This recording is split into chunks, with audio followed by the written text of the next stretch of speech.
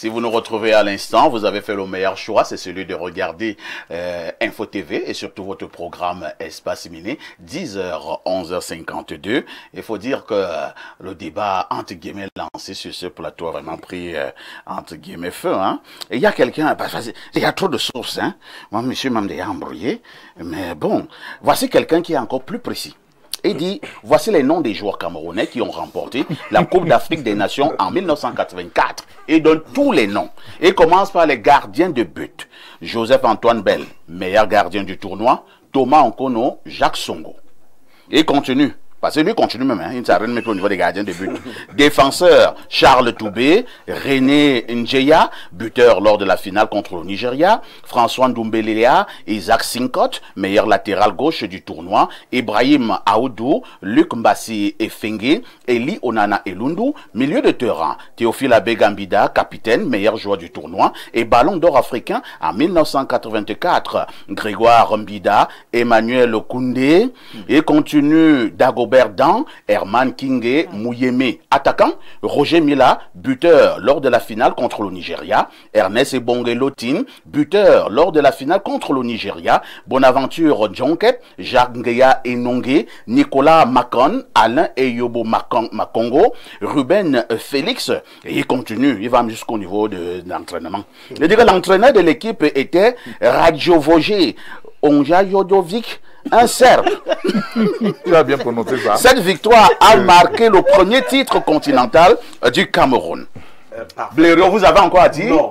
Non, il faut qu'on comprenne bien ma pensée. Il ne faut pas que les gens surfent sur ça. Je fais une comparaison. Je continue de dire que j'estime que Thomas Nkono est un gardien légendaire. Il faut que je sois bien compris. Je ne le lui conteste pas. Et j'ajoute à cela que point n'est besoin pour lui d'avoir gagné une coupe particulière pour l'être. Thomas Nkono a participé à la Coupe d'Afrique 84. Si un enfant regarde les matchs de la Coupe d'Afrique 84, il verra bien Thomas Nkono. Mais il verra que le gardien qui a gagné la Coupe d'Afrique avec l'équipe s'appelait Joseph-Antoine. Et nous voulons donc... Nous voulons donc vous faire comprendre que lorsque une équipe va en compétition, même si un joueur n'a pas joué, il était au banc, il fait partie de ceux qui ont gagné la Coupe. Ce n'est pas à cela que je répondais. Et je vais vous dire, si on en a participé à une coupe et qu'on doit, c'est comme ça qu'on l'appelle, non? Oui. Gagne. Le même individu qui a créé ce débat vous dira qu'on a gagné parce qu'on n'en était pas au grand. Merci. Voilà ce que je veux faire comprendre. Nous allons prendre le débat inscrit à l'ordre du jour ce jour. Hein. Il s'agit de parler de la confiance en amitié. Doit-on faire confiance en amitié? Doit-on absolument faire confiance en amitié? C'est la problématique principale de ce matin. Je commence par Alain Douk. Alain Douk, la confiance en amitié. Je suis vraiment la tête de proue à ce que j'ouvre. Ouais. Et tu n'aimes pas? Non, bah ça va. Parce que quand on parle à quelqu'un d'autre, tu te plains. Bon, alors, tu te plains. C'est bon. Tu sais pourquoi c'est bon? Tu sais pourquoi c'est bon? Je suis un aîné. Je suis un aîné, donc je suis toujours... Tu es un aîné de quoi? Mais je suis un aîné chez moi, dans la matrice de ma mère, c'est moi l'aîné. Mais tu es ici, donc, je prends le pouvoir. Tu es assis ici. Vous avez la parole. Qu'est-ce qui te prend? Je suis un aîné. Tu es de qui? Chez moi. Vraiment. Alors, il y a Alain.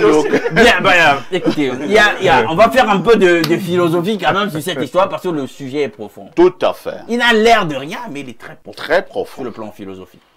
Platon disait, mes amis, il n'y a pas d'amis. Et pourtant, c'est sentacieux, hein, sur la fin, il chute, il dit qu'il n'y a pas d'amis. Mais il a commencé à appeler l'auditoire mes amis.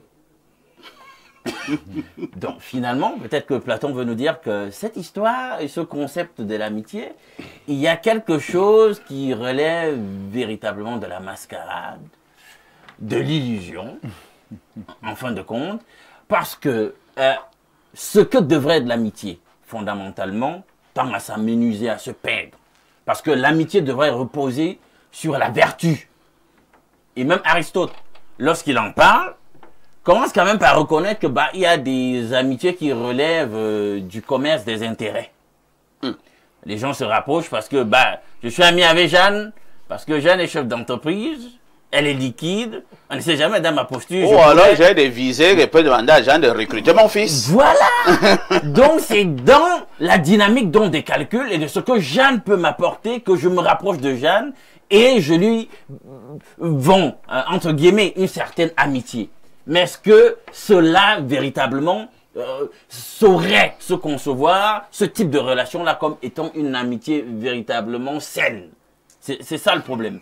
Il y a des amis, poursuit Aristote, qui sont là simplement parce que on veut se faire plaisir ensemble. On aime partager un certain type d'activité, on aime avoir du bon temps ensemble, etc. Et on est amis, en rapport avec ces centres d'intérêt, ces hobbies qu'on partage, etc.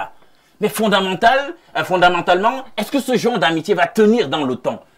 Si finalement l'ami vient à ne plus être trop engagé dans ce qui constituait nos centres d'intérêt, etc., nos plaisirs, hein, est-ce que ça va marcher? Parfait, tu le sais. On chute dans quelque chose de concret. Tu sais par exemple qu'il y a des gens avec qui ce serait difficile pour moi d'être en amitié. Parce qu'il va me dire, ben écoute, toi, ton histoire que tu dis que tu ne bois pas l'alcool, vraiment, je peux pas sortir avec toi, etc., etc. Quand nous on va faire nos choses, non. Toi, vraiment, on n'accueille pas les gens qui boivent le jus ici, ou ce genre de trucs. Tu peux pas être ami avec eux. Alors, ce qu'Aristote recommande, vraiment, c'est une amitié qui repose sur la vertu. Vous avez des qualités que l'ami apprécie et vice-versa. Vous voulez et vous travaillez dans le sens de révéler ce qu'il y a de meilleur dans votre ami. Il y a le devoir d'assistance. Il y a de l'empathie. Donc là-bas, ce type d'amitié, tout repose véritablement sur la vertu et sur ce que l'homme, votre alter ego, a foncièrement de bon ou à même comme lacune et que vous voulez, essayer de corriger. Donc ici, on n'est pas dans le jeu sur l'avoir. On est effectivement sur l'être. Vous allez chuter. Dans un contexte, vous le savez, capitaliste, où finalement, dans la dialectique de l'avoir et l'être, les gens ont fini par faire une inflation sur l'avoir. On veut être l'ami du multimillionnaire, du milliardaire, du chef d'entreprise, du monsieur qui a une posture de tête de proue, du monsieur qui a réussi, du monsieur qu'on voit tout le temps à la télé, etc., etc. Or, ça ne repose sur rien de lié à l'être, mais ça repose sur l'avoir et le paraître. Merci. Jacques Bagnoloc, nous parlons là d'un sujet très important ce matin. Comme l'a dit tout à l'heure Alain Douc, il peut être simple quand vous le voyez, mais quand vous regardez encore mieux, il peut être profond.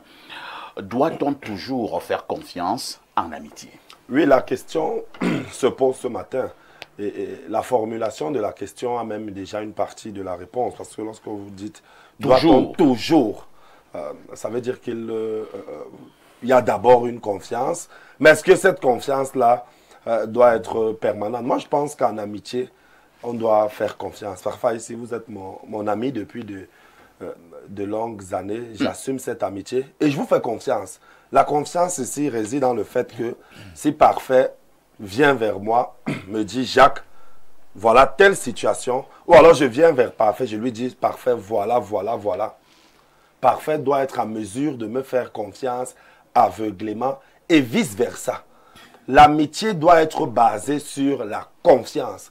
Le problème se pose lorsqu'il commence à avoir de la trahison. Et naturellement, Parfait, si je commence à te trahir, moi ton ami, il est évident que je vais commencer à douter de toi. Et si je commence à douter de toi, je peux ne plus te faire confiance.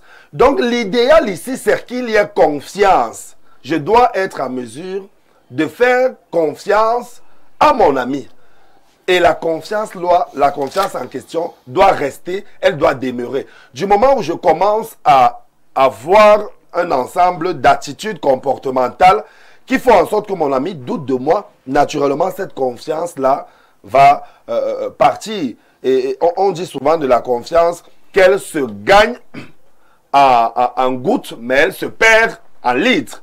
Ça veut dire que je gagne la confiance de Parfait à travers des actes que petit à petit je pose, ainsi de suite. Si Parfait est avec d'autres personnes, je ne me substitue pas aux personnes là. Parfait me présente le DG de la SCDP. Et maintenant, moi, je m'en vais derrière. Parfait, je commence à dire au DG de la SCDP que ici là même, il nous a présenté. Mais est-ce qu'on ne peut pas nous-mêmes commencer à gérer nos choses ainsi de suite? Et de façon générale, donc, on a ce genre de petites choses qui interviennent et qui brouillent les relations amicales entre les uns et les autres. Autre chose qui brouille également les relations amicales entre les uns et les autres, c'est le fait que j'ai des positions publiques qui vous mettent en difficulté. Parfait, si je suis votre ami, je ne dois pas avoir des positions publiques qui vous mettent en difficulté. Si j'ai des positions publiques qui vous mettent en difficulté, vous, mon ami, alors là, il y a problème. Même si je dois faire un reproche à Parfait ici, j'attends quand je suis avec Parfait, quand nous sommes deux places en train de prendre une, je lui dis que, gars, ce que tu as fait hier là, je n'ai pas apprécié, ainsi de suite. Mais si je me permets des envolées devant les gens, je peux mettre Parfait en difficulté, vice versa. Et en ce moment-là, donc, la confiance là commence à diminuer. Il faut faire confiance en amitié. Mais si on a des amis qui posent des actes qui nous mettent en difficulté, si on a des amis qui vont derrière façonner des choses pour nous faire le reproche d'avoir eu à être avec une personne ou une autre, en ce moment-là, on commence à questionner cette amitié-là. C'est la raison pour laquelle les longues amitiés, vous voyez souvent des personnes qui sont amies 5, 10, 15, 20 ans, après elles se séparent. Elles se séparent pour un petit truc. Peut-être parce que moi je vous ai fait confiance, je vous ai dit, gardez-moi ceci. Mais derrière, vous êtes allé prendre ce que vous avez donné de garder, vous avez fait autre chose. L'amitié doit être basée sur la confiance et il ne faudrait donc pas trahir son ami. Si vous le trahissez, naturellement, cette confiance va partir. Merci Jacques. Jeanne Vanda, nous vous passons également la parole. Au moment où nous parlons donc de cette confiance en amitié, il y a des cas où vous êtes des très grands amis. Je pense que Jacques a essayé de prendre ce cas tout à l'heure, mais à un moment donné, vous avez la nette impression que votre ami vous joue, comment on disait ça à l'école primaire, et vous fait des tacles en arrière. Est-ce que vous devez continuer à faire confiance à ce genre d'amis? La confiance n'exclut pas la méfiance. Et ça, c'est déjà un premier point. Et de nos jours, l'amitié n'existe pas, parfait. Ah bon? Oui. Dans ce cas, tu avais raison. L'amitié n'existe pas. Je le dis pourquoi. Ce n'est pas une amitié. Nous avons des connaissances. Nous avons des collaborateurs. Votre ami, c'est celui qui entre dans votre peau. C'est celui qui ressent votre douleur. C'est celui qui vous dit, c'est pas bon quand vous avez faussé. C'est celui qui vous dit la vérité. Les amis de nos jours, on appelle ça des amitiés utilitaires. C'est du genre où, parce que Parfait peut me donner la visibilité, je suis son ami. Tu t'accroches. Je m'accroche à Parfait. Parce que le docteur Lemay peut m'apporter une aide financière. Je suis son ami. Oh, alors je peux faire un bilan de santé gratuitement. Je peux aller gratuitement chez lui. C'est mon ami, non. L'amitié doit être une amitié vraie. Cela voudrait dire quoi? Si Parfait a un problème, même s'il m'appelle à 2 h du matin, je dois me lever. Je ne dois pas commencer à lui dire non, tu vois, on a garé derrière moi, je ne peux pas sortir, je ne peux pas. Et Parfait se retrouve dans son problème tout seul. Je ne l'aide pas. Il y a aussi des amitiés parfois, ici même en famille, il n'y en a pas. C'est votre frère, mais il n'est pas votre ami. Non, mais qu'est-ce que tu crois? Il n'est pas votre ami. Parce que c'est par lui qu'on passe pour vous faire du mal. Mais dans votre tête, vous dites non, mon meilleur ami, c'est mon frère. Ça, c'est faux.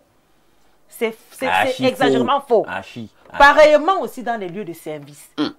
Vous savez, vous êtes des amis, et surtout, moi, je parle entre hommes, parce que ça devient vraiment très récurrent entre hommes. Vous êtes des amis, mais c'est votre ami qui va vous piquer le couteau au dos.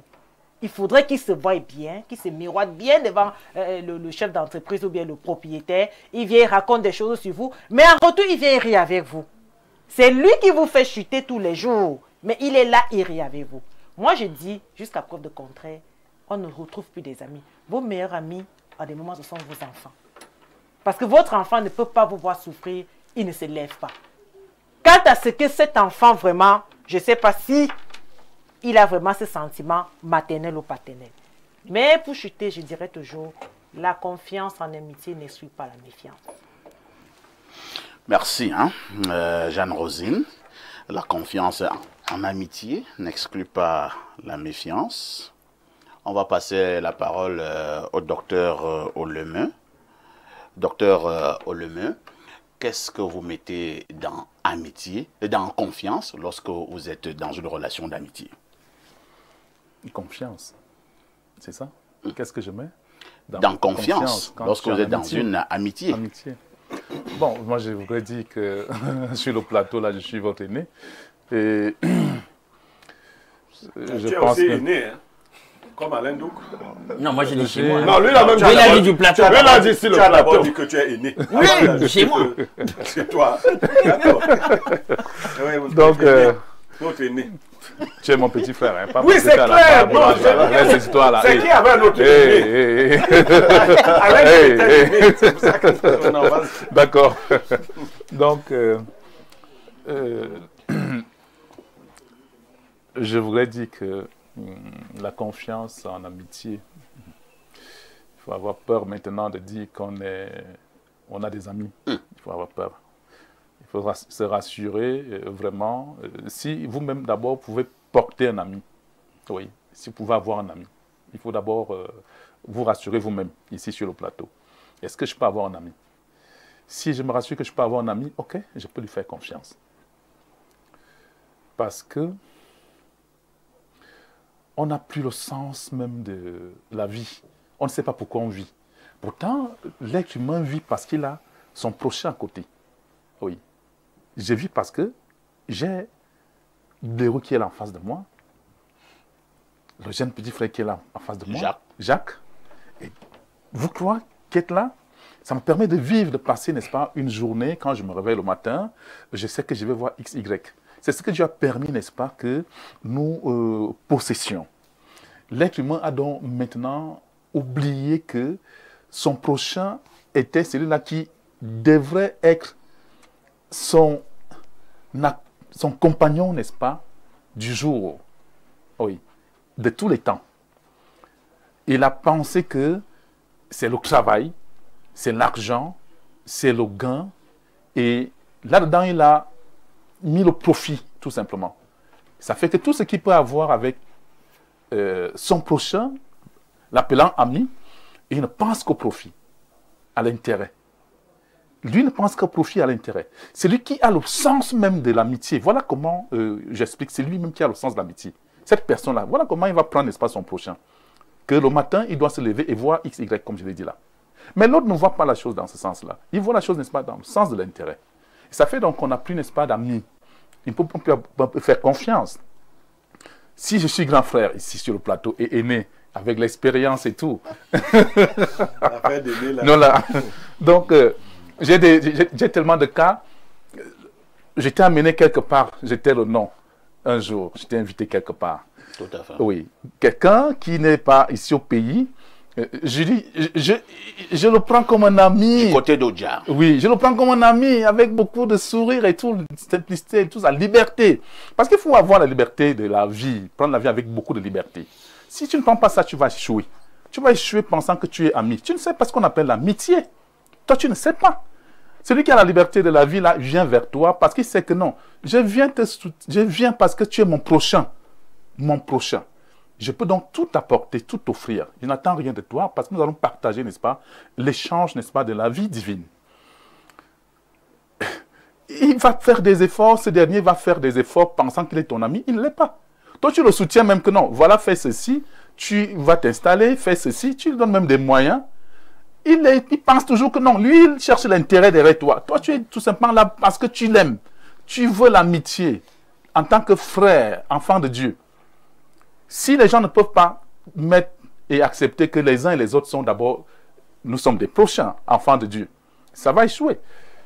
Ce dernier, par exemple, que tu connais là-bas, il prend de l'argent, tu vois. Je lui dis, faites des activités. Il passe pratiquement 8 mois. Mais un beau jour, je dis, mais comment? Mon ami, fais aussi le retour. Mais tu vois, il se fâche et après il dit, non, non, non, non, non.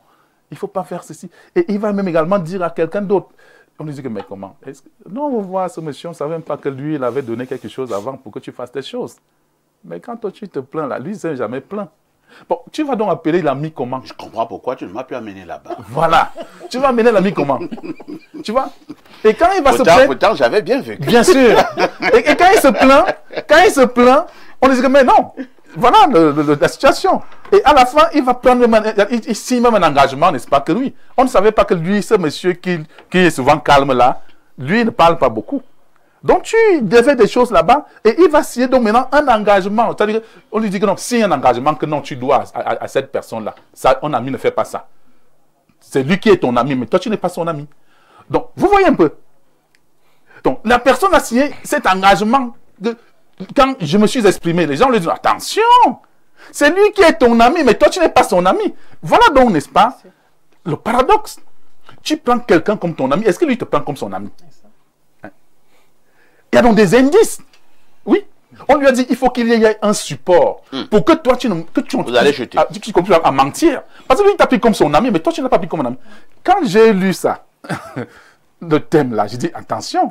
Est-ce que toi et moi on a communiqué ou bien blaireau et tout ça? J'étais souriant là, tout souriant, disant que mais ceux qui vont suivre l'émission, s'ils vont dire ah. Mais en même temps, vous avez aimé ce thème donc? Je l'ai aimé. Il est d'actualité chez vous. Il est d'actualité parce que c'est même ça fait c'est là. Mais tu dois dire que ton ami là entre guillemets, il écoute l'émission. Hein? Il écoute souvent l'émission. Il écoute souvent l'émission. Beaucoup de gens écoutent même cette émission là. Ok, on passe la parole à Pierre Blériot. À Pierre Blériot, c'est vrai que nous avons commencé à faire seulement l'analyse. Hein? Nous avons commencé à faire l'analyse. C'est même d'abord quoi un ami? Ok. Parfois ici, Alain Douka a essayé de le faire. Je ne sais pas si c'est le côté journaliste qui a pris le dessus. Beaucoup de thèmes sont souvent présentés ici. Si on dit comment soigner la typhoïde, on va appeler à la fois les médecins et les médecins traditionnels pour dire quelque chose. Tout à fait. Tous les autres pourront donner un point de vue. Mais si vous dites aux gens, doit-on toujours faire confiance en amitié? On dit aux gens, ça relève de quelle compétence? Ils ne savent pas que ça relève d'une discipline. Ouais. Effectivement, il a évoqué, mais il a galvaudé. On enseigne ces choses quelque part. Et tout un philosophe a pris le soin. Bon, ils sont plusieurs, mais lui, dans un livre qu'il a adressé à son fils, comme un testament. Son fils s'appelait Nicomaque. Il lui a écrit un livre, Éthique à Nicomaque. Et c'est le livre 9 de l'amitié. Le compagnonnage, le fait de marcher ensemble, a souvent eu beaucoup de noms. Beaucoup de choses que vous avez dites là sont de l'amitié seulement. Parlons de la confiance rapidement. Quand vous arrivez au bar avec les autres amis, vous dites allons retrouver Jacques Bagnolo. Jacques Bagnolo vous reçoit tous. Vous dites, c'est mon homme de confiance. La confiance dans vous porte sur quoi? Il ne me trahit pas. Je suis arrivé avec les gens, Jacques Bagnolo a donné. Oui, c'est la confiance. La confiance n'est pas une vertu particulière. Hein? C'est-à-dire que si nous sommes entendus pour nous retrouver à tel endroit pour aller faire du mal, tu arrives, tu es un homme de confiance. Tu es un homme de confiance. On peut te faire confiance. Oui. Donc, la confiance, c'est la fidélité aux engagements qu'on a pris. Vous ne pouvez pas avoir un bon gang si vous n'êtes pas des hommes de confiance. Si on t'a dit 19 heures, c'est 19 heures. Donc, c'est ça la confiance. Toutes les formes d'amitié durent tant qu'il y a la confiance dans les engagements que les gens ont pris. Il y a donc 3 types d'amitié selon Aristote. L'amitié plaisante. On aime faire les mêmes choses. Vous connaissez beaucoup d'amis là qui ne se connaissent même pas leur domicile. Hein? Ils ont un bar où ils se retrouvent. Ils boivent comme Alain. Alain ne peut pas être leur ami parce qu'ils n'aiment pas faire les mêmes choses. Alain l'a dit tout à l'heure. C'est donc l'amitié. C'est l'amitié. Ils font... Et le jour où quelqu'un se détache de ces choses-là, il n'est plus du groupe. Ça s'arrête. Donc l'amitié finit aussi. Il y a l'amitié intéressée et elle n'est pas mauvaise. Un vieux qui s'attache les services d'un jeune, il sait que le jeune pourra lui rendre des services que la vieillesse ne lui permet plus de se rendre à lui-même. Et peut-être lui, il a les moyens et lui donne. Dans l'amitié, chacun donne ce qu'il a. Le riche peut être l'ami du pauvre. S'il y a intérêt dans l'amitié, je vous ai dit qu'il y a plusieurs types d'amitié. La grande erreur, c'est que tout le monde ramasse toutes les formes d'amitié et les renvoie à l'autre forme, la dernière, l'amitié vertueuse. Voilà. Là, dès que tu commets une faute là-bas, on dit que non, tu n'es pas... Non, non. Si on est dans une amitié intéressée, l'amitié c'est comme les relations amoureuses. Hein. Un homme peut vivre avec vous, vous n'avez pas de projet de mariage. Ce qui vous réunit, c'est le sexe. Quand vous rencontrez, vous faites l'amour. C'est ça qui vous met ensemble. Et tant que vous ferez l'amour, il y aura votre relation. Si tu commences à ne plus faire l'amour, il commence à ne plus te donner l'argent. Vous étiez entendu comme ça? Est-ce que vous étiez des amis alors? Non, c'est ça la forme de relation que vous avez choisie. C'est une relation en ce moment-là, mais ce n'est pas une amitié. Oh. Je suis en train de parler de mon domaine. D'accord. Voilà. Donc, c'est ça l'amitié intéressée. La dernière amitié que tout le monde prie, oh, est-ce que mon ami a fait ceci? L'amitié vertueuse. Elle n'est possible que chez les gens, les individus qui sont vertueux eux-mêmes. C'est pour cela que tu disais, donc, Sandra, si tu n'es pas un individu vertueux, ne te demande pas si tu as un ami. Un individu vertueux, c'est celui qui observe les valeurs. Bagnologue disait, tu ne peux pas dire en public, si ton ami se compromet, tu lui dis à deux que tu te compromets. S'il continue, tu appelles une deuxième personne, tu dis, s'il continue, tu le mets en public. Parce que toi, tu es un homme vertueux. Tu ne t'attaches pas à celui qui n'est pas vertueux. Tu as commencé une Et si en cela, il se retire, normalement, il devait se retirer depuis parce qu'il ne correspondait pas à ce type d'amitié. Donc la confiance, je conclus là-dessus, existera tant que vous allez vous soumettre à ce qui vous a uni. Si c'est le plaisir, ce sera sur le plaisir. Si c'est l'intérêt, ce sera sur l'intérêt. Si c'est la vertu, ce sera sur la vertu. Merci. Alain Douk, vous avez demandé la parole. Oui, justement. Mais je retiens une chose. Quand je dis que je retiens, c'est ce que Blairu vient de dire. Ça peut faire un grand débat au niveau de l'amitié avec intérêt. Alors, est-ce que la vraie amitié... c'est là où vous voulez aussi intervenir. Allez-y. Et nous allons rendre des choses concrètes. Vous savez les choses qui gâtent l'amitié? Parfait. Non. Quand vous voulez toujours donner l'impression que vous avez l'ascendant sur tout le monde, votre ami est toujours en dessous de l'échelle. Vous dites la même chose que lui, mais vous allez venir donner l'impression que vous avez fait plus que lui. Donc, il est toujours en bas, vous êtes en haut. Vous voulez donner toujours une impression de puissance. Ça gâte des amitiés. Dans la parole de Dieu, il est dit, c'est la Bible qui le dit, les disciples appellent Jésus maître. Il leur dit, ne m'appelez plus maître. Je suis votre ami. Ils comprennent. Ils sont habitués à l'appeler maître, maître. Le Seigneur, il leur dit, le véritable ami est capable de donner sa vie pour son ami. Ouais. Et vous voyez que si on en arrive à un tel niveau de renoncement de soi, d'ascèse et de discipline, on ne peut plus parler d'intérêt. Est-ce que vous savez que, bibliquement parlant, dans la perspective biblique, si vous faites un amour intéressé, vous êtes dans le péché. Vous n'êtes pas dans l'amour tel que Dieu l'expecte.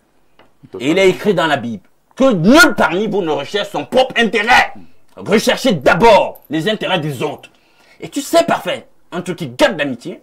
Non. Si les gens réfléchissaient un tout petit peu à Matthieu 7,12, ce que vous voulez que les hommes fassent pour vous, faites-le de même pour eux. Tu as la gloire. Tu veux que partout où tu es, tu as parlé. On écoute toi. Est-ce que tu le fais avec ton ami? Tu permets aussi que lui brille un tout petit peu? Tu aimes l'argent. Tu permets à ton ami aussi de s'épanouir matériellement? Tu sais un truc qui gâte des amitiés? Parfait. Non. Les femmes. Tu dis, je suis ton ami, mais tu cherches ma femme. Tu es mon ami? Tu cherches à avoir mon argent, à prendre mon argent. Tu dis que je suis ton ami, mais dès que j'aurai une promotion, t'es pas content. Tu me balances des pots de bananes partout en route. Quand je chute, t'es content. Tu payes des bières aux gens, tu amènes les gens en boîte de nuit. Parce que ça ne marche pas chez moi. Tu es mon ami? Non, t'es pas mon ami. Tu me dois de l'argent. Merci. Nous allons aller du côté de la messagerie qui explose comme d'habitude. Alors, bonjour le panel et merci pour le sujet. L'amitié est marquée par l'intérêt comme toute chose. Maintenant, le problème est de savoir ce qu'on met dans l'intérêt. De plus, il est indiqué de considérer que l'ami, le vrai, est celui qui est le plus susceptible de nous trahir, puisqu'il est au courant de tout ce qui nous concerne. Quand l'amitié arrive à expiration, il est de bon ton de reconnaître que notre meilleur ami d'hier est notre meilleur traître d'aujourd'hui. Donc l'amitié existe, il est le socle de la confiance et la sagesse de la méfiance. Parce que quelqu'un était notre ami hier, dépendamment de ce qui sait de lui, on sait jusqu'où il peut nous trahir. C'est Daniel Moine depuis Douala qui envoie ce message. Alors, autre message ce matin, allons au plus 1 514, il s'agit de quel pays là? Très rapidement, je pense que c'est le Canada. Bonjour, le Mansa Moussa de la modération et à tous les démineurs. Une citation personnelle. Aussi vrai que la loi est faite pour être transgressée, la confiance est faite pour être brisée. La loi n'a pas de raison d'exister si personne ne la transgresse et la confiance n'existe pas si personne ne la brise. La confiance se renouvelle chaque jour sur un principe simple. Nos intérêts sont communs et je suis satisfait de mes intérêts. La relation de confiance continue. Et s'il y a opposition d'intérêts ou insatisfaction vis-à-vis des intérêts, la confiance se brise avec la pensée. Si c'est vraiment mon ami, s'il me fait confiance, etc., il acceptera comme ça ou comprendra. S'il découvre, il me pardonnera, etc. Allons au plus 385 ans. Il s'agit de quel pays là, chers amis? Ah, chers amis. C'est la Croatie. C'est la Croatie. Salut à tous. L'amitié n'existe plus. Seuls les intérêts. L'ami par intérêt. Un autre message rapidement ce matin. Je prends celui-ci. Bonjour, parfait Haïti et toi, le président de la télévision et Info TV, le meilleur média parmi les meilleurs. La confiance en amitié existe. C'est vrai que le sens de la vie est déjà bafoué, mais il existe encore des amitiés fortes aujourd'hui, au point où ton ami peut se sacrifier pour toi. De plus, c'est le modernisme qui gâche un peu les choses. Parfait Haïti, regardez comment nos ancêtres vivaient. Avant, on laissait de l'eau dans les carrefours. Les gens du village se complétaient chacun. C'était un exemple. Et je sais que parfait, tu as une idée de cela, vu que tu as une forte attache à ton village. Merci et bonne suite d'émission. Joseph depuis un Simeon. Allons au 228 ans. Je pense que c'est le Bénin. Ouais, le 228. Non, ça c'est le Togo. Le Togo. Bonjour, espace miné. Parfait. Demandez à Alain Douk si l'un de ses amis a une fois dragué sa copine. Sinon, la force avec laquelle il parle. On dirait qu'il s'adresse à quelqu'un. Il y en a qui peuvent passer des messages ici aux gens. Hein? Beaucoup de règlements de compte. Il a ressenti cette force là-bas. Bonjour, perfecto. Au niveau de chercher ma femme là, j'ai l'impression que Alain Douk passe un message à l'un de ses amis. De toute façon, il parle avec colère là. Ferdinand à Douala. Non, Alain Douk, ça t'avait vraiment ça t'avait touché. Hein? Allons au plus 44, je pense que c'est un message de l'Angleterre. Bonjour, la famille, la dame sur le plateau a tout dit. L'amitié n'existe pas. Seuls vos enfants sont vos amis. L'amitié, c'est juste les intérêts de nos jours. Bonne journée à vous, Madame Onana. Nous arrêtons d'abord la lecture des contributions à ce niveau pour passer la parole à nos amis